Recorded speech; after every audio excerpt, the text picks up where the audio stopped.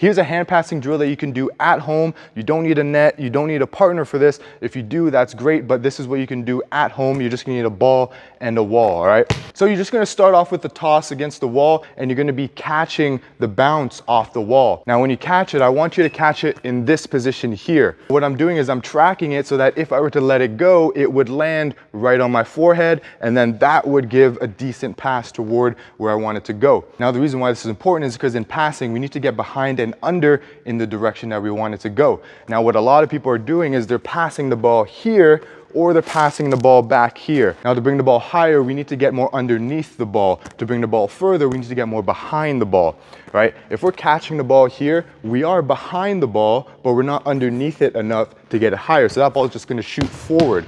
Now, if we're catching it up here or passing back here, then that means that I'm underneath it enough, but I'm not behind it enough. So it's actually gonna go straight up or probably behind me as well if I'm not behind it enough to stop it. So this is one of the main keys in this drill here. We're working on tracking. And if we can track the ball better and get ourselves in a much better position, then we can pass the ball a lot better, right? So you're just gonna give yourself a toss, catch it so that it's hitting the forehead. Not like this. That's at the chin. You can still get a decent pass with that maybe, but we want to train this pattern. We're working on identifying what type of ball it is and where we need to move to get to that position here. And the better we get at that, the quicker we'll be able to identify it and get into a much better position to pass.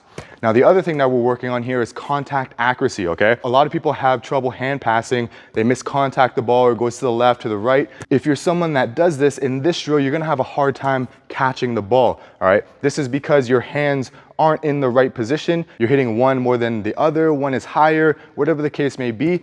We need to be able to get our hands to contact the ball at the same time to catch it. So we're working on contact accuracy, tracking the ball, and if we can catch the ball better, then we can contact it a lot better. So you're just gonna start off with catches first.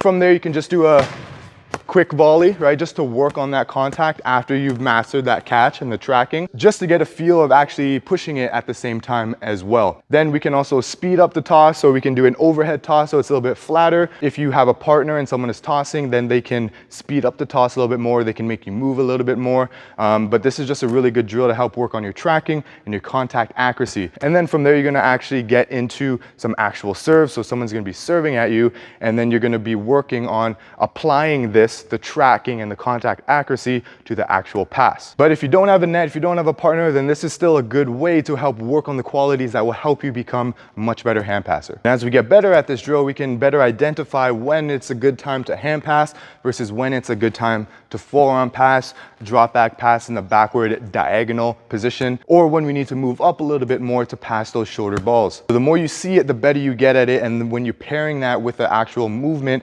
that pattern is going to ingrain a lot more. So if you want to work on identifying when to hand pass versus when to forearm pass, when it's lower than the face or the chin, then that's a good time to forearm pass that ball, right? Whether we need to drop back just a little bit or move off to the side, those are really good times to forearm pass the ball, right? Otherwise, you're going to be catching it here.